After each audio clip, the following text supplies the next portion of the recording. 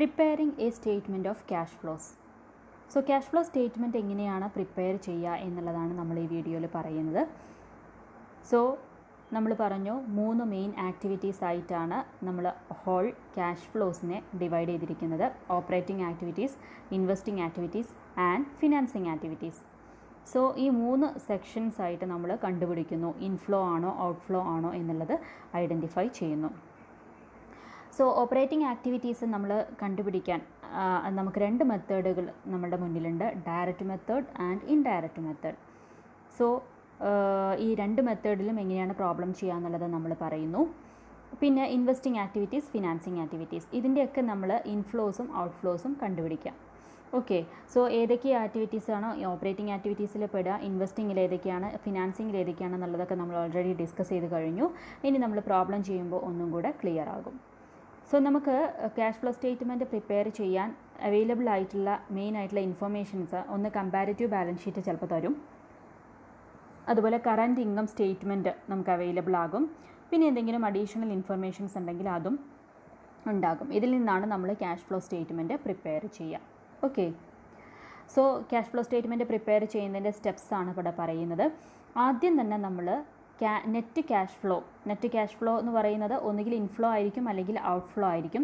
Operating ആക്ടിവിറ്റീസിൽ നിന്നുമുള്ള net cash flow കണ്ടുപിടിക്കുന്നു, ഒന്നുകിൽ ഡയറക്റ്റ് മെത്തേഡ് വഴി അല്ലെങ്കിൽ ഇൻഡയറക്റ്റ് മെത്തേഡ് വഴി. എന്താണ് ഈ ഡയറക്റ്റ് മെത്തേഡും ഇൻഡയറക്റ്റ് മെത്തേഡും തമ്മിലുള്ള ഡിഫറൻസ് എന്നുള്ളത് നമ്മളിനി വഴിയെ പറയും. അപ്പോൾ അതിൽ നിന്നുള്ള നെറ്റ് ക്യാഷ് ഫ്ലോ നമ്മൾ കണ്ടുപിടിക്കുന്നു. അപ്പോൾ ഡിഫറൻസ് ഇൻഫ്ലോ പിന്നെ ഔട്ട്ഫ്ലോയിനേക്കാളും കൂടുതലാകുകയാണെന്നുണ്ടെങ്കിൽ അപ്പോൾ നമുക്ക് റിസൾട്ട് എന്ന് പറയുന്നത് നെറ്റ് ഇൻഫ്ലോ ആയിരിക്കും. അതെത്രയാണെന്നുള്ളത് കണ്ടുപിടിക്കുന്നു. സെക്കൻഡ് സ്റ്റെപ്പിൽ നമ്മൾ net cash flow from investing activities എന്നുള്ളത് കണ്ടുപിടിക്കുന്നു. സോ ഇൻവെസ്റ്റിംഗ് ആക്ടിവിറ്റീസ് നമ്മൾ ഓൾറെഡി പറഞ്ഞിട്ടുണ്ടായിരുന്നു. ഇൻവെസ്റ്റ്മെൻറ്റുമായി ബന്ധപ്പെട്ടിട്ടുള്ള ഫിക്സഡ് അസറ്റ് പർച്ചേസ്, സെയിൽ, അങ്ങനെയുള്ള കാര്യങ്ങളുമായി ബന്ധപ്പെട്ടിട്ടുള്ളതൊക്കെയാണ് ഇൻവെസ്റ്റിംഗ് ആക്ടിവിറ്റീസിൻ്റെ ഇൻഫ്ലോ വരുന്നത്. Then net cash flow from financing activities. Financing ആക്ടിവിറ്റീസിലാണ് നമ്മളുടെ ഷെയർ ക്യാപിറ്റൽ, ഡിബഞ്ചേഴ്സ്, അങ്ങനെയുള്ള നമ്മുടെ ക്യാപിറ്റലുമായി ബന്ധപ്പെട്ടിട്ടുള്ള ഫിനാൻസുമായി ബന്ധപ്പെട്ടിട്ടുള്ള കാര്യങ്ങൾ ഉള്ള ട്രാൻസാക്ഷൻസിൽ നിന്നും വരുന്ന ഇൻഫ്ലോ അല്ലെങ്കിൽ ഔട്ട്ഫ്ലോ. അതെത്രയാണ്, നെറ്റ് ഫ്ലോ എത്രയാണെന്നുള്ളത് കണ്ടുപിടിക്കുന്നു. അങ്ങനെ ഫസ്റ്റ് 3 സ്റ്റെപ്സ് കഴിഞ്ഞാൽ ഈ 3 സ്റ്റെപ്സിലും കിട്ടിയിട്ടുള്ള റിസൾട്ടിനെ നമ്മൾ ആഡ് ചെയ്യുന്നു.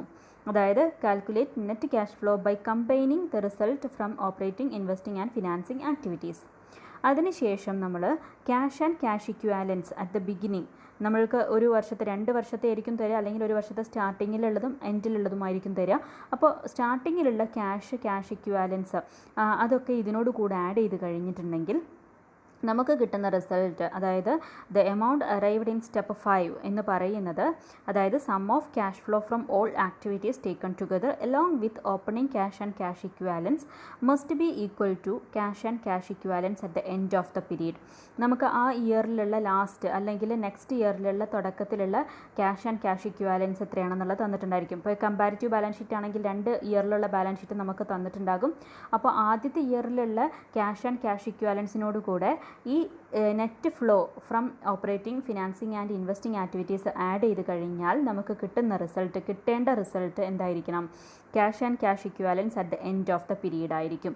അതായത് നമ്മൾ തുടക്കത്തിൽ പറഞ്ഞു ഈ ക്യാഷ് ഫ്ലോ സ്റ്റേറ്റ്മെൻറ്റിൻ്റെ മെയിൻ എയിം എന്ന് പറയുന്നത് ഈ ഫ്ലോസ് എത്രയാണ്, അതിൻ്റെ റീസൺസ് എന്തൊക്കെയാണ്, ഈ ഫ്ലോ ഉണ്ടാവാനുള്ള കാരണം, ഇൻഫ്ലോ ആയാലും ഔട്ട്ഫ്ലോ ആയാലും എന്താണ് അതിൻ്റെ റീസൺസ് എന്നുള്ളത് അനലൈസ് ചെയ്യുകയാണ് ക്യാഷ് ഫ്ലോ സ്റ്റേറ്റ്മെൻറ്റിലൂടെ ചെയ്യുന്നത്. ഓക്കെ, സോ ഇത്രയാണ് അതിൻ്റെ സ്റ്റെപ്സ്. നമ്മളൊരു ക്യാഷ് ഫ്ലോ സ്റ്റേറ്റ്മെൻറ്റ് പ്രിപ്പയർ ചെയ്യുമ്പോൾ ചെയ്യേണ്ട കാര്യങ്ങൾ ഇതൊക്കെയാണ്. സോ നമ്മൾ ക്യാഷ് ഫ്ലോ സ്റ്റേറ്റ്മെൻറ്റിൻ്റെ ഒരു ജനറൽ ഫോർമാറ്റ് ഇങ്ങനെയാണ്. അതായത് ഓപ്പറേറ്റിംഗ് ആക്ടിവിറ്റീസ് എന്നുള്ളത് നമ്മൾ ഐഡൻറ്റിഫൈ ചെയ്യുന്നു, ഇൻവെസ്റ്റിംഗ് ആക്ടിവിറ്റീസ് എന്നുള്ളത് കണ്ടുപിടിക്കുന്നു, ഫിനാൻസിങ് ആക്ടിവിറ്റീസ് എന്നുള്ളത് കണ്ടുപിടിക്കുന്നു, അതിൻ്റെ ഫൈനൽ റിസൾട്ട് എത്രയാണെന്നുള്ളത് എഴുതുന്നു, അത് നമ്മൾ ക്യാഷ് അറ്റ് ദ ബിഗിനിങ്ങിനോട് കൂടെ ആഡ് ചെയ്യുന്നു, അപ്പോൾ നമുക്ക് ക്യാഷ് അറ്റ് ദ എൻഡ് കിട്ടുന്നു. ഓക്കെ, അപ്പോൾ ക്യാഷുമായി ബന്ധപ്പെട്ടിട്ടുള്ള ട്രാൻസാക്ഷൻസ് മാത്രമാണ് ഇവിടെ നമ്മൾ റെക്കോർഡ് ചെയ്യുന്നത്. സോ നമ്മൾ ഇനി ഓപ്പറേറ്റിംഗ് ആക്ടിവിറ്റീസിലേക്ക് കടക്കാം. ഓപ്പറേറ്റിംഗ് ആക്ടിവിറ്റീസിൽ നമ്മൾ പറഞ്ഞു ഡയറക്റ്റ് മെത്തേഡും ഉണ്ട്, ഇൻഡയറക്റ്റ് മെത്തേഡും ഉണ്ട്. സോ ആദ്യം നമുക്ക് ഡയറക്റ്റ് മെത്തേഡ് ഡിസ്കസ് ചെയ്യാം. സോ ഡയറക്റ്റ് മെത്തേഡിൽ എല്ലാ ക്യാഷ് റെസീപ്റ്റുകളും ക്യാഷ് പേയ്മെൻറ്റുകളും എന്ത് ചെയ്യുന്നു, നമ്മൾ കാണിക്കുന്നുണ്ട് ഡയറക്റ്റ് മെത്തേഡിൽ. സോ ഇവിടെ ശ്രദ്ധിക്കേണ്ട കാര്യം ഓപ്പറേറ്റിംഗ് ആക്ടിവിറ്റീസ് മാത്രമാണ് ഡയറക്റ്റ് മെത്തേഡും ഇൻഡയറക്റ്റ് മെത്തേഡും ഉള്ളത്. മറ്റേതിനെല്ലാത്തിനും ഒരേ മെത്തേഡ് തന്നെയാണുള്ളത്. അതായത് ഫിനാൻസിങ് ആക്ടിവിറ്റീസിനും ഇൻവെസ്റ്റിംഗ് ആക്ടിവിറ്റീസിനും ജസ്റ്റ് എന്തൊക്കെയാണോ ഐറ്റംസ് അത് നമ്മൾ ലിസ്റ്റ് ചെയ്യുന്നു, അതിൻ്റെ ഡിഫറൻസ് കണ്ടുപിടിക്കുന്നു. ഓക്കെ, പക്ഷേ ഓപ്പറേറ്റിംഗ് ആക്ടിവിറ്റീസിന് മാത്രമാണ് ഈ ഒരു ഡയറക്റ്റ് മെത്തേഡും ഇൻഡയറക്റ്റ് മെത്തേഡിലൂടെയും ചെയ്യാൻ പറ്റുന്നത്. അപ്പോൾ ഇവിടെ ഡയറക്റ്റ് മെത്തേഡിൽ ആദ്യം നമ്മൾ ചെയ്യേണ്ടത് എന്താണെന്ന് വെച്ചാൽ, ഇവിടെ നിങ്ങൾ ഈ ഫോർമാറ്റ് ശ്രദ്ധിക്കാം. ഈ ഫോർമാറ്റിൽ ഡയറക്റ്റ് മെത്തേഡിൻ്റെ ഫോർമാറ്റിൽ ആദ്യം നമ്മൾ cash flow from operating activities എന്ന ഹെഡിങ് എഴുതുന്നു. അതിനുശേഷം ഓപ്പറേറ്റിംഗ് ക്യാഷ്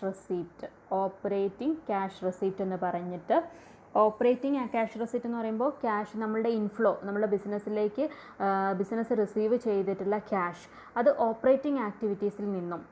അപ്പോൾ ഏതൊക്കെയാണ് അതിൽ വരിക? ഒന്ന് ക്യാഷ് സെയിൽ വരും.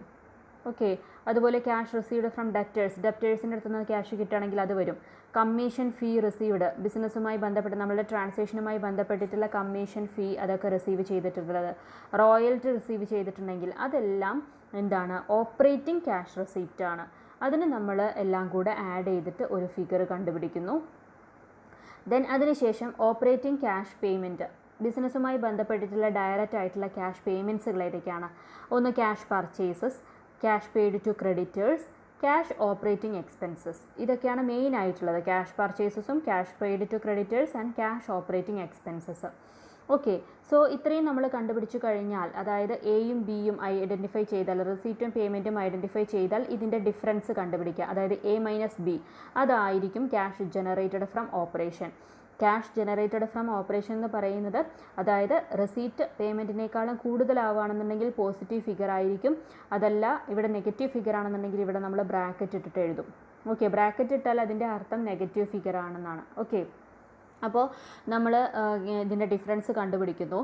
അതിനുശേഷമാണ് നമ്മൾ income tax paid. Okay, D എന്നുള്ള ഐറ്റം ഇൻകം ടാക്സ് പെയ്ഡ്. അതായത് നമ്മുടെ ഓപ്പറേറ്റിംഗ് ആക്ടിവിറ്റീസ്, അതായത് ക്യാഷ് ഫ്ലോ ഫ്രം ഓപ്പറേറ്റിംഗ് ആക്ടിവിറ്റീസിലാണ് ഇൻകം ടാക്സ് പെയ്ഡ് എന്നുള്ളത് എഴുതുക. പക്ഷെ അത് നമ്മൾ ക്യാഷ് റെസീപ്റ്റും ക്യാഷ് പേയ്മെൻറ്റും കഴിഞ്ഞതിന് ശേഷമാണ് അത് എഴുതുന്നത്. ഓക്കെ, അതിനുശേഷം അപ്പോൾ നമുക്ക് കിട്ടുന്ന ഫൈനൽ റിസൾട്ട് എന്ന് പറയുന്നത് cash flow before extra ordinary items. എന്നിട്ട് എക്സ്ട്രാ ഓർഡിനറി ഐറ്റംസ് നമ്മൾ അഡ്ജസ്റ്റ് ചെയ്യുന്നു. എന്താണ് ഈ എക്സ്ട്രാ ഓർഡിനറി ഐറ്റംസ് എന്ന് പറയുന്നത്? എക്സ്ട്രാ ഓർഡിനറി ഐറ്റംസ് എന്ന് പറയുമ്പോൾ സാധാരണഗതിയിൽ അല്ലാത്ത എന്തെങ്കിലും ഒരു അസ്വാഭാവികത നമ്മളുടെ ബിസിനസ്സിൽ സംഭവിക്കുകയാണെങ്കിൽ, ഇപ്പോൾ ഫോർ എക്സാമ്പിൾ എന്തെങ്കിലും ഒരു എർത്ത് കേക്ക് അല്ലെങ്കിൽ വേറെ ഏതെങ്കിലും കലാമിറ്റീസ് സംഭവിക്കുമ്പോൾ നമുക്ക് നാശനഷ്ടങ്ങൾ, നമ്മളുടെ ബിസിനസ്സിലെ ഡയറക്റ്റായിട്ട് നടത്തുന്ന അല്ലെങ്കിൽ റോ മെറ്റീരിയൽസുമായി കണക്ട് ചെയ്യുന്ന എന്തെങ്കിലും നാശനഷ്ടങ്ങളൊക്കെ ഉണ്ടാവുകയാണെന്നുണ്ടെങ്കിൽ അങ്ങനെയുള്ള എക്സ്പെൻസസുകളൊക്കെയാണ് എക്സ്ട്രാ ഓർഡിനറി എക്സ്പെൻസസ്. അല്ലെങ്കിൽ അതേപോലെ തന്നെ എക്സ്ട്രാ ഓർഡിനറി റെസിപ്റ്റും ഉണ്ടായിരിക്കും. അങ്ങനെയുള്ള ഐറ്റംസൊക്കെ നമ്മൾ എന്ത് ചെയ്യുന്നു? അഡ്ജസ്റ്റ് ചെയ്യുന്നു. എക്സ്ട്രാ ഓർഡിനറി റെസിപ്റ്റ് ആണെങ്കിൽ നമ്മളത് ആഡ് ചെയ്യുന്നു, പേയ്മെൻറ്റ് ആണെന്നുണ്ടെങ്കിൽ നമ്മൾ കുറയ്ക്കുന്നു. എന്തായാലും ഈ അഡ്ജസ്റ്റ്മെൻറ്റ് കഴിഞ്ഞതിന് ശേഷം ലാസ്റ്റ് കിട്ടുന്നതാണ് net cash flow from operating activities എന്ന് പറയുന്നത്. എക്സ്ട്രാ ഓർഡിനറി ഐറ്റംസ് എല്ലാ സമയത്തും ഉണ്ടായിക്കൊള്ളണം എന്നില്ല. ഓക്കെ, റയർ കേസിൽ മാത്രമേ അത് ഉണ്ടാവുള്ളൂ. ഉണ്ടെങ്കിൽ ഇൻകം ടാക്സ് പെയ്ഡ് എന്നുള്ളത് കഴിഞ്ഞതിന് ശേഷമാണ് ഈ അഡ്ജസ്റ്റ്മെൻറ്റ് ചെയ്യേണ്ടത്. ഓക്കെ, അപ്പോൾ നമുക്ക് കിട്ടുന്നതാണ് എന്ത്? Cash flow from operating activities. So ഇങ്ങനെയാണ് ഡയറക്റ്റ് മെത്തേഡ് പ്രകാരം നമ്മൾ എന്ത് ചെയ്യുന്നത്? കാൽക്കുലേറ്റ് ചെയ്യുന്നത്. ഓക്കെ, അപ്പോൾ ഡയറക്റ്റ് മെത്തേഡ് പ്രകാരം ചെയ്യുമ്പോൾ നമ്മൾ ഓപ്പറേറ്റിംഗ് ക്യാഷ് റെസീപ്റ്റും ഓപ്പറേറ്റിംഗ് ക്യാഷ് പേയ്മെൻറ്റുകളും കണ്ടുപിടിക്കുന്നു. ഓക്കെ, പിന്നെ നമ്മൾ സാധാരണ പോലെ cash flow from investing activities, second one. Investing ആക്ടിവിറ്റീസിൽ നമുക്കറിയാം ഏതൊക്കെയാണ്? ഫിക്സഡ് അസറ്റുമായി ബന്ധപ്പെട്ട ഇൻവെസ്റ്റ്മെൻറ്റുമായി ബന്ധപ്പെട്ടിട്ടുള്ള സെയിലും പർച്ചേസും ഒക്കെ അതിലാണ് ഇൻക്ലൂഡ് ചെയ്യുക. അതുപോലെ ഇൻട്രസ്റ്റ്, ഡിവിഡൻഡ്, നമ്മൾ എവിടെയെങ്കിലും ഇൻവെസ്റ്റ് ചെയ്തിട്ടുണ്ടെങ്കിൽ അതിൽ നിന്നും നമുക്ക് കിട്ടുന്ന ഇൻട്രസ്റ്റ് റിസീവ്ഡ് ഒക്കെ അല്ലെങ്കിൽ ഡിവിഡൻഡ് റിസീവ്ഡ് ഒക്കെ ക്യാഷ് ഫ്ലോ ഫ്രം ഇൻവെസ്റ്റിംഗ് ആക്ടിവിറ്റീസിലാണ് റെക്കോർഡ് ചെയ്യുക. അപ്പോൾ നമുക്ക് cash flow from investing activities കിട്ടും. ഇതിലുള്ള ഈ ബ്രാക്കറ്റ് ഇട്ട ഫിഗർ എന്ന് പറയുന്നത് നെഗറ്റീവാണ്, അതായത് പർച്ചേസ് എക്സ്പെൻസ് ആണ്. അപ്പോൾ ഇത് സെയിലിൽ നിന്നും പർച്ചേസ് കുറയ്ക്കുമ്പോൾ ഈ അഡ്ജസ്റ്റ്മെൻറ്റ് പോസിറ്റീവ് ഫിഗറിൽ നിന്നും നെഗറ്റീവ് ഫിഗർ കുറയ്ക്കുമ്പോൾ നമുക്ക് net cash flow from investing activities കിട്ടുന്നു. ഓക്കെ, ദെൻ അത് കഴിഞ്ഞാൽ cash flow from financing activities. അത് നമുക്കറിയാം നമ്മളുടെ ഷെയർസ്, ഡിബഞ്ചേഴ്സ് എന്നുള്ള ട്രാൻസാക്ഷൻസുമായി ബന്ധപ്പെട്ടിട്ടുള്ളതാണ് cash flow from financing activities. Financing ആക്ടിവിറ്റീസിൽ പെടുന്നതാണ് ഇൻട്രസ്റ്റ് പെയ്ഡ്, ഡിവിഡൻഡ് പെയ്ഡ് ഒക്കെ, നമ്മളുടെ ക്യാപിറ്റലിൽ നിന്ന് നമുക്ക് അവർക്ക് കൊടുക്കുന്ന റിട്ടേൺ. ഓക്കെ, അപ്പോൾ അതിൻ്റെ final result net cash flow from financing activities നമുക്ക് കിട്ടുന്നു. അതായത് ഇതെല്ലാം കൂടെ ആഡ് ചെയ്യുമ്പോൾ നമുക്ക് net increase or decrease in cash equivalents കിട്ടുന്നു. അതിനോട് കൂടെ ബിഗിനിങ്ങിലുള്ള cash and cash equivalents add ചെയ്യുമ്പോൾ നമുക്ക് cash and cash equivalents at the closing കിട്ടുന്നു. സോ ഇങ്ങനെയാണ് ഒരു ക്യാഷ് ഫ്ലോ സ്റ്റേറ്റ്മെൻറ്റ് നമ്മൾ പ്രിപ്പയർ ചെയ്യാം. ഓക്കെ, സോ ഇവിടെ ശ്രദ്ധിക്കേണ്ട ചില കാര്യങ്ങൾ എന്തൊക്കെയാണെന്ന് വെച്ചാൽ, ഇപ്പോൾ ഈ സ്റ്റേറ്റ്മെൻറ്റിൽ നമ്മൾ പറഞ്ഞു ക്യാഷ് സെയിൽസും ക്യാഷ് പർച്ചേസസും ഒക്കെ ചിലപ്പോൾ നമുക്ക് ഡയറക്റ്റ് ആയിട്ട് കണ്ടുപിടിക്കാൻ പറ്റും. അതായത് നമുക്ക് പ്രോബ്ലത്തിൽ നിന്നും ഐഡൻറ്റിഫൈ ചെയ്യാൻ വേണ്ടി പറ്റും. പ്രോഫിറ്റ് ആൻഡ് ലോസ് അക്കൗണ്ട് നോക്കിയാലും നമുക്ക് മനസ്സിലാവും സെയിൽസ്, ക്യാഷ് സെയിൽ എത്രയാണ്, ക്രെഡിറ്റ് സെയിൽ എത്രയാണെന്നുള്ളതൊക്കെ ഐഡൻറ്റിഫൈ ചെയ്യാൻ പറ്റും. പക്ഷേ ഈ ക്യാഷ് റിസീവ്ഡ് ഫ്രം ഡെറ്റേഴ്സ് എന്ന് പറയുന്ന ഐറ്റം, അതായത് ക്യാഷ് റിസീവ്ഡ് ഫ്രം ഡെറ്റേഴ്സ് എന്ന് പറയുന്ന ഐറ്റം, അതുപോലെ ക്യാഷ് പെയ്ഡ് ടു ക്രെഡിറ്റേഴ്സ് എന്ന് പറയുന്ന ഐറ്റവും നമുക്ക് കണ്ടുപിടിക്കാൻ കുറച്ച് ബുദ്ധിമുട്ടുണ്ടാവും. അതായത് അത് ഡയറക്റ്റായിട്ട് നമുക്കൊരു പ്രോഫിറ്റ് ആൻഡ് ലോസ് അക്കൗണ്ടിൽ നിന്നും റിവീൽ ചെയ്യില്ല, അല്ലേ? ക്രെഡിറ്റേഴ്സ് എത്രയാണ്, ഡെറ്റേഴ്സ് എത്രയാണെന്നുള്ളത് നമുക്ക് ബാലൻസ് ഷീറ്റിൽ നിന്നും കിട്ടുമെങ്കിലും എത്രയാണ് ഡെറ്റേഴ്സിൻ്റെ കയ്യിൽ നിന്നും റിസീവ് ചെയ്ത ക്യാഷ് എന്നുള്ളത് നമുക്ക് ഐഡൻറ്റിഫൈ ചെയ്യണമെങ്കിൽ എന്ത് തന്നെ വേണം? ഡെറ്റേഴ്സിൻ്റെ അക്കൗണ്ട് ഓപ്പൺ ചെയ്യണം. ഓക്കെ, അപ്പോൾ അങ്ങനെ വരുന്ന സമയത്ത് നമുക്ക് ചില അഡ്ജസ്റ്റ്മെൻറ്റുകൾ, അതായത് നമ്മൾ എക്സ്ട്രാ ഓപ്പൺ ചെയ്യേണ്ട അക്കൗണ്ടുകളാണ് ടോട്ടൽ ഡെറ്റേഴ്സിൻ്റെ അക്കൗണ്ടും അതുപോലെ ടോട്ടൽ ക്രെഡിറ്റേഴ്സിൻ്റെ അക്കൗണ്ടും. ഓക്കെ, അപ്പോൾ അത് നമുക്ക് ഓപ്പൺ ചെയ്യുന്നത് വഴി നമുക്ക് മിസ്സിംഗ് ഫിഗേഴ്സ് കണ്ടുപിടിക്കാൻ വേണ്ടി സാധിക്കും. അപ്പോൾ ഡെറ്റേഴ്സിൻ്റെ അക്കൗണ്ട് നമ്മൾ എങ്ങനെയാണ് ഡെറ്റേഴ്സിൻ്റെ അക്കൗണ്ട് വരയ്ക്കുക? ഓപ്പണിംഗ് ബാലൻസ് ഡെബിറ്റ് സൈഡിൽ എഴുതുന്നു, അതുപോലെ തന്നെ പിന്നെ ക്ലോസിംഗ് ബാലൻസ് നമ്മൾ ക്രെഡിറ്റ് സൈഡിൽ എഴുതുന്നു. ഓക്കെ, അതിനുശേഷം ഡെറ്റേഴ്സിൻ്റെ എൻട്രി വരിക, ക്രെഡിറ്റ് സെയിൽസ് നടത്തുമ്പോൾ ഉള്ള എൻട്രി എന്താണ്? Debtors account up to credit sales, അത് നമ്മൾ റെക്കോർഡ് ചെയ്തിട്ടുണ്ടായിരിക്കും. പിന്നെ ബിൽസ് റിസീവബിൾ വല്ലതും ഉണ്ടെന്നുണ്ടെങ്കിൽ അതിൻ്റെ എൻട്രികളൊക്കെ നമ്മൾ റെക്കോർഡ് ചെയ്തിട്ടുണ്ടായിരിക്കും. അപ്പോൾ ബിൽസ് റിസീവബിൾ ഉണ്ടെങ്കിൽ അതിൻ്റെ എൻട്രി എന്താണ് വരിക? Bills receivable received account up to debtors, അതുപോലെ ഡിസ്കൗണ്ട് ഉണ്ടെന്നുണ്ടെങ്കിൽ discount allowed debtors to debtors, bad ഡെപ്റ്റ് ഉണ്ടെങ്കിൽ ബാഡ് ഡെപ്റ്റ് ടു ഡെറ്റേഴ്സ്, സെയിൽസ് റിട്ടേൺസ് ഉണ്ടെങ്കിൽ sales returns account up to debtors. അപ്പോൾ ഡെറ്റേഴ്സുമായി ബന്ധപ്പെട്ടിട്ടുള്ള എന്തൊക്കെ ട്രാൻസാക്ഷൻസ് ഉണ്ടോ അതൊക്കെ നമ്മൾ റെക്കോർഡ് ചെയ്യുക. അതൊക്കെ നമുക്ക് ബാലൻസ് ഷീറ്റിൽ നിന്നും പ്രോഫിറ്റ് ആൻഡ് ലോസ് അക്കൗണ്ടിൽ നിന്നും മനസ്സിലാക്കാൻ വേണ്ടി സാധിക്കും. എന്നിട്ട് ഈ ഫൈനൽ റിസൾട്ട്, അതായത് നമ്മൾ ഈ ഡെബിറ്റ് സൈഡും ക്രെഡിറ്റ് സൈഡും തമ്മിലുള്ള ഡിഫറൻസ് നോക്കുമ്പോൾ നമുക്കൊരു ബാലൻസിങ് ഫിഗർ കിട്ടും.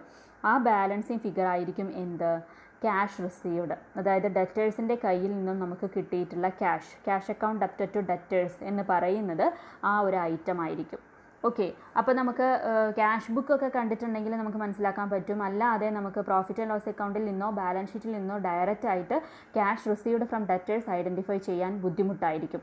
അപ്പോൾ അങ്ങനെ വരുന്ന സമയത്ത് നമ്മൾ ടോട്ടൽ ഡെറ്റേഴ്സ് അക്കൗണ്ട് ഓപ്പൺ ചെയ്യുന്നു. ഓക്കെ, ഇനി ഇവിടെ ശ്രദ്ധിക്കേണ്ട കാര്യം, സപ്പോസ് നമുക്കിവിടെ വേറെ ഐറ്റംസ് ഒന്നുമില്ല, ജസ്റ്റ് ക്രെഡിറ്റ് സെയിൽസ് ഉണ്ട്, പിന്നെ സെയിൽസ് റിട്ടേൺസ് ഒന്നുമില്ല, ബാഡ് ഡെറ്റ്സ് ഒന്നുമില്ല, ഡിസ്കൗണ്ട് കൊടുത്തിട്ടില്ല, അങ്ങനെയുള്ളതൊന്നും ഇല്ല എന്നുണ്ടെങ്കിൽ നമുക്ക് ഡയറക്റ്റ് ആയിട്ട് എന്ത് ചെയ്യാം? പെട്ടെന്ന് തന്നെ കണ്ടുപിടിക്കാൻ പറ്റും.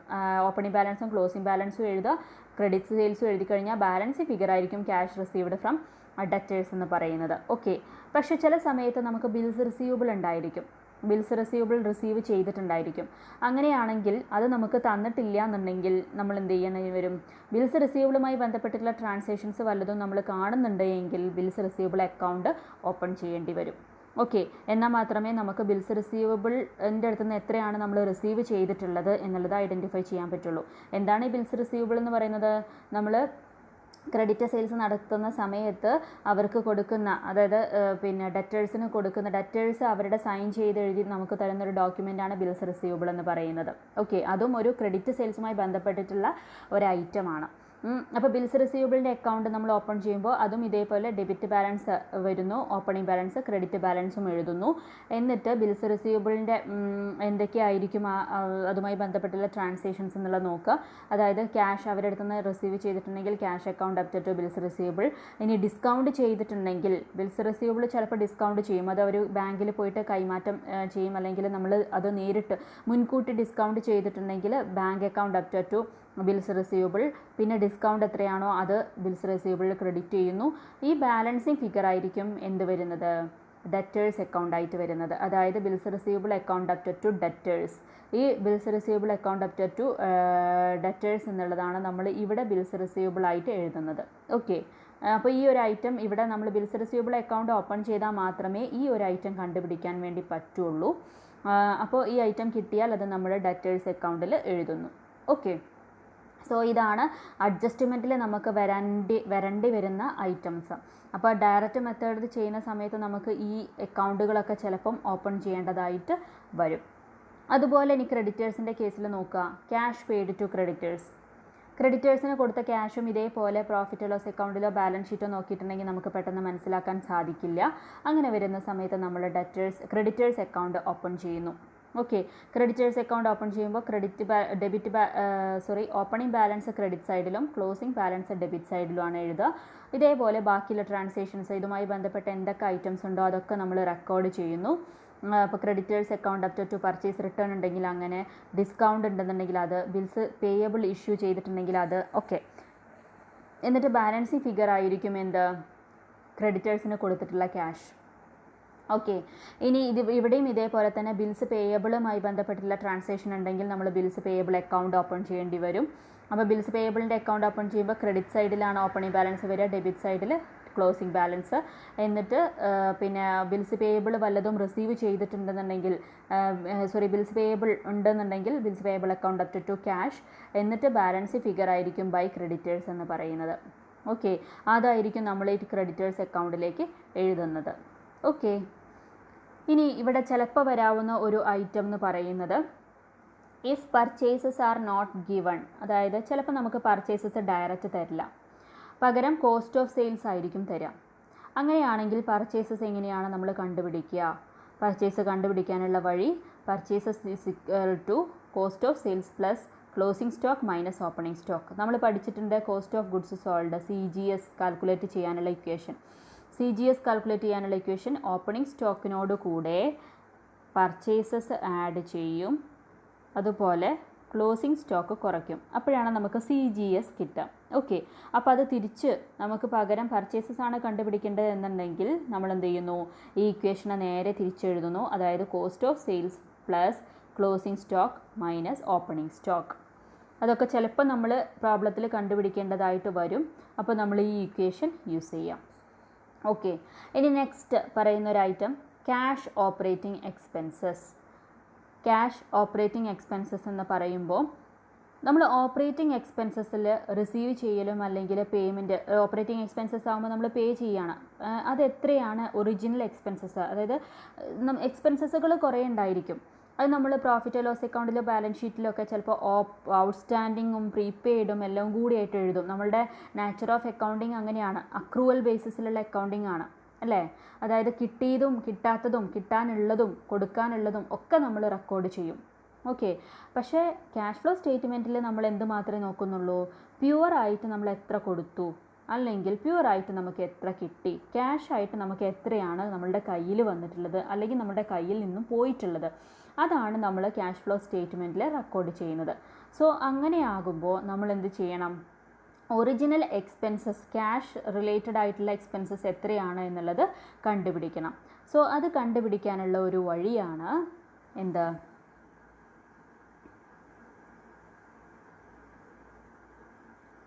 ഇവിടെ നോക്കുക, expenses given in profit and loss account. നമുക്ക് പ്രോഫിറ്റ് ആൻഡ് ലോസ് അക്കൗണ്ടിൽ തന്നിട്ടുള്ള എക്സ്പെൻസസ് ഏതെങ്കിലും ഒരു എക്സ്പെൻസ് എടുക്കുക. ആ ഒരു എക്സ്പെൻസ് ഇപ്പോൾ സാലറി ആണെന്നുണ്ടെങ്കിൽ ആ സാലറി എക്സ്പെൻസസ് നമുക്ക് അത് ചിലപ്പം ഫുള്ളായിട്ട് നമ്മൾ ക്യാഷ് റിലേറ്റഡ് ആയിട്ടുള്ള എക്സ്പെൻസ് ആയിക്കൊള്ളണം എന്നില്ല. അപ്പോൾ ഒറിജിനൽ ക്യാഷ് എക്സ്പെൻസസ് കണ്ടുപിടിക്കാൻ നമ്മൾ എന്താണ് ചെയ്യേണ്ടത്, അതിനോടുകൂടെ നമ്മൾ പ്രോഫിറ്റ് ആൻഡ് ലോസ് അക്കൗണ്ടിൽ തന്നിട്ടുള്ള എക്സ്പെൻസ് എത്രയാണോ അതിനോടുകൂടെ ഔട്ട്സ്റ്റാൻഡിങ് എന്തെങ്കിലും ഉണ്ടെങ്കിൽ, അതായത് ബിഗിനിങ്ങിൽ നമുക്കറിയാം 2 വർഷത്തെ ബാലൻസ് ഷീറ്റ് ആയിരിക്കും തരിക. അപ്പോൾ ഔട്ട്സ്റ്റാൻഡിങ് ഇൻ ദ ബിഗിനിങ്, നമ്മൾ ബിഗിനിങ്ങിലുള്ള ഔട്ട്സ്റ്റാൻഡിങ് എന്ന് പറയുന്നത് കൊടുക്കാനുണ്ട് പക്ഷെ കൊടുത്തിട്ടില്ല, അതിനെയാണ് ഔട്ട്സ്റ്റാൻഡിങ് എന്ന് പറയുന്നത്. അപ്പോൾ കഴിഞ്ഞ വർഷം ഔട്ട്സ്റ്റാൻഡിങ് ആയിട്ട് കിടക്കുന്ന വല്ലതും ഉണ്ടെങ്കിൽ അത് നമ്മൾ ആഡ് ചെയ്യുന്നു. കാരണം എന്താണ്, കഴിഞ്ഞ വർഷം ഔട്ട്സ്റ്റാൻഡിങ് ആയിട്ട് കിടക്കുക എന്ന് പറയുമ്പോൾ കഴിഞ്ഞ വർഷം നമ്മൾ പെൻഡിങ്ങിൽ വെച്ചു, അത് ഈ വർഷം കൊടുക്കും.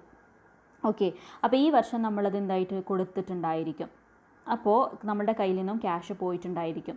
അപ്പോൾ ഔട്ട്സ്റ്റാൻഡിങ് ഇൻ ദ ബിഗിനിങ് ഉണ്ടെങ്കിൽ അത് ആഡ് ചെയ്യാം. അതുപോലെ പ്രീപെയ്ഡ് ഇൻ ദ എൻഡ്, നമ്മൾ ഈ വർഷം ചിലപ്പോൾ അടുത്ത വർഷത്തെ കൊടുക്കാനുള്ളതും കൂടെ മുൻകൂട്ടി കൊടുക്കും.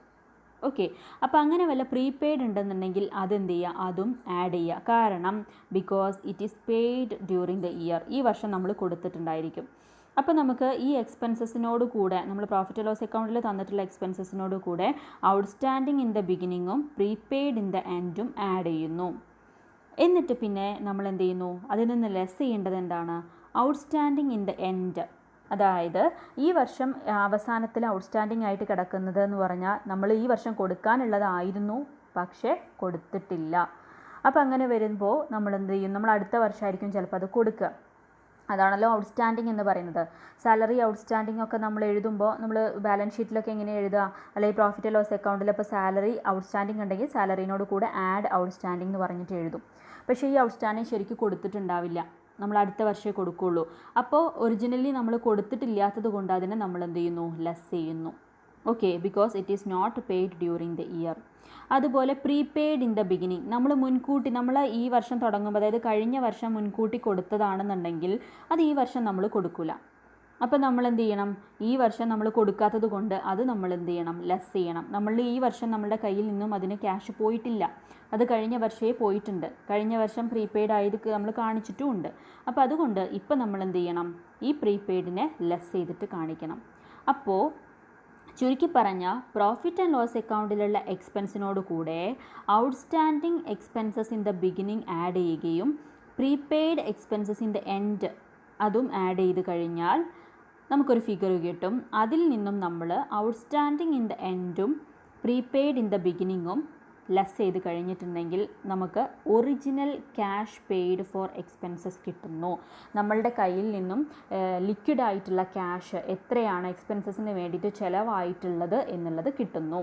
അല്ലാതെ നമ്മൾ ബാലൻസ് ഷീറ്റിൽ നിന്നും കിട്ടുന്ന എക്സ്പെൻസ് എന്ന് പറയുന്നത് പ്യുവറായിട്ട് ക്യാഷ് എക്സ്പെൻസസ് ആയിക്കൊള്ളണം എന്നില്ല. ഓക്കെ, സോ ഈ ഒരു ഐറ്റം നമ്മൾ ഡയറക്റ്റ് മെത്തേഡ് കാൽക്കുലേറ്റ് ചെയ്യുമ്പോൾ ഇതൊക്കെ നമ്മൾ കണ്ടുപിടിക്കേണ്ടതായിട്ട് വരും. ഓക്കെ, സോ നമ്മൾ ഡയറക്റ്റ് മെത്തേഡിനെ കുറിച്ചാണ് ഡിസ്കസ് ചെയ്തത്. ഡയറക്റ്റ് മെത്തേഡിൽ ശ്രദ്ധിക്കേണ്ട പ്രധാനപ്പെട്ട പോയിന്റുകളെ നമ്മളിവിടെ പറയുന്നു. First point, in direct method all non cash items. Non cash items എന്ന് പറയുമ്പോൾ ക്യാഷുമായി ബന്ധപ്പെടാത്ത കുറേ ഐറ്റംസ് ഉണ്ട്. Depreciation, good will return of, preliminary expenses return of, discount on issue shares and debentures, under writing commission etcetera. ഇങ്ങനെയുള്ള സംഭവങ്ങളൊക്കെ cash related ആയിട്ടുള്ള transactions അല്ല, non cash ആണ്. നമ്മളൊരു അസംഷൻ്റെ ബേസിൽ ചെയ്യണതാണ്. ഡിപ്രീസിയേഷൻ ആയാലും ഗുഡ് വിൽ റൈറ്റ് ഓഫ് ചെയ്യുകയാണെന്നുണ്ടെങ്കിലും ഒക്കെ. അപ്പോൾ അതൊക്കെ എന്താണ്, നമ്മൾ ഈ ഡയറക്റ്റ് മെത്തേഡിൽ ഇഗ്നോർ ചെയ്യുക. അങ്ങനെയുള്ള ഐറ്റംസ് ഉണ്ടെങ്കിൽ അതൊന്നും നമ്മൾ കൺസിഡർ ചെയ്യേ വേണ്ട. ഓക്കെ, അടുത്തത് all non operating expenses. Non operating expenses എന്ന് പറയുമ്പോൾ ഏതൊക്കെയാണ് വരുന്നത്, ഇൻട്രസ്റ്റ് പെയ്ഡ്, ഡിവിഡൻഡ് പെയ്ഡ്, അങ്ങനെയുള്ളതൊക്കെ നമ്മൾ എക്സ്ക്ലൂഡ് ചെയ്യും. അത് നമ്മൾ എവിടെയാണ് കാണിക്കുക, അത് നമ്മൾ ഫിനാൻസിങ് ആക്ടിവിറ്റീസിൻ്റെ കേസിലാണ് കാണിക്കുക. ഓപ്പറേറ്റിംഗ് ആക്ടിവിറ്റീസിൽ അതൊന്നും കാണിക്കില്ല. ഓക്കെ, അത് നമ്മൾ തുടക്കത്തിലേ പറഞ്ഞിട്ടുള്ള കാര്യമാണ്. നോൺ ഓപ്പറേറ്റിംഗ് എക്സ്പെൻസസുകളൊക്കെ നമ്മൾ ഫിനാൻസിങ് ആക്ടിവിറ്റീസിലാണ് കാണിക്കുക. ഇനി അടുത്തത് ഓൾ അപ്രോപ്രിയേഷൻസ്, അതായത് transfer to reserve, proposed dividend, provision for tax, അങ്ങനെയുള്ള കാര്യങ്ങളൊക്കെ നമ്മൾ ഇഗ്നോർ ചെയ്യുന്നു. ഡയറക്റ്റ് മെത്തേഡിൽ അതൊക്കെ നമ്മൾ ഇഗ്നോർ ചെയ്യുന്നു, അത് എടുക്കേണ്ട കാര്യമേ ഇല്ല. ഇനി നോൺ ഓപ്പറേറ്റിംഗ് ഇൻകംസ് ആണെങ്കിൽ ഇൻട്രസ്റ്റ് റിസീവ്ഡ്, ഡിവിഡൻഡ് റിസീവ്ഡ്, അങ്ങനെയുള്ളതൊക്കെ ആണെങ്കിൽ നമ്മൾ income from cash flow from investing ആക്ടിവിറ്റീസിലാണ് കാണിക്കുക. അതും നമ്മൾ നേരത്തെ പറഞ്ഞിരുന്നു. ഇൻട്രസ്റ്റ് റിസീവ്ഡ്, ഡിവിഡൻഡ് റിസീവ്ഡ് ആണെങ്കിൽ നമ്മുടെ ഇൻവെസ്റ്റ്മെൻറ്റിൻ്റെ മീതെ നമുക്ക് കിട്ടിയിട്ടുള്ള ഇൻട്രസ്റ്റ് ആയിരിക്കും, അല്ലെങ്കിൽ ഡിവിഡൻഡ് ആയിരിക്കും. അതൊക്കെ നമ്മൾ ഇൻവെസ്റ്റിംഗ് ആക്ടിവിറ്റീസിൽ കാണിക്കും. അതുപോലെ purchase and sale of current asset, അങ്ങനെയുള്ള നോൺ കറൻറ്റ് അസറ്റ്, അതായത് ഫിക്സഡ് അസറ്റുകളൊക്കെ വാങ്ങുക വിൽക്കുക ചെയ്യുമ്പോൾ നമുക്ക് കിട്ടുന്ന പ്രോഫിറ്റ് അല്ലെങ്കിൽ ലോസ്, അതൊക്കെ നമ്മൾ ഓപ്പറേറ്റിംഗ് ആക്ടിവിറ്റീസിലല്ല കാണിക്കുക. എവിടെയാണ്, ഇൻവെസ്റ്റിംഗ് ആക്ടിവിറ്റീസിലാണ് കാണിക്കുക. അപ്പോൾ ചുരുക്കി പറഞ്ഞാൽ ക്യാഷ് റെസീറ്റുകളും ഒറിജിനൽ ക്യാഷ് റെസീറ്റുകളും പേയ്മെൻറ്റുകളുമാണ് നമ്മൾ ഓപ്പറേറ്റിംഗ് ആക്ടിവിറ്റീസിൽ മെയിനായിട്ട് കാണിക്കുന്നത്. Okay, so if operating receipts are more than operating payment, receipt ആണ് പേയ്മെൻറ്റിനേക്കാളും കൂടുതലാവുകയാണെന്നുണ്ടെങ്കിൽ അതിനെ നെറ്റ് ക്യാഷ് ഇൻഫ്ലോ എന്ന് പറയും. അതേസമയം റെസീറ്റ് കുറവാണ് പേയ്മെൻറ്റിനേക്കാളും എന്നുണ്ടെങ്കിൽ നെറ്റ് ക്യാഷ് ഔട്ട്ഫ്ലോ ആണ്, നമ്മുടെ ബിസിനസ്സിൽ നിന്ന് അങ്ങോട്ടാണ് പോയിട്ടുള്ളത്. ഓക്കെ, സോ ഇത്രയാണ് ഡയറക്റ്റ് മെത്തേഡിൽ നമുക്ക് പറയാനുള്ളത്.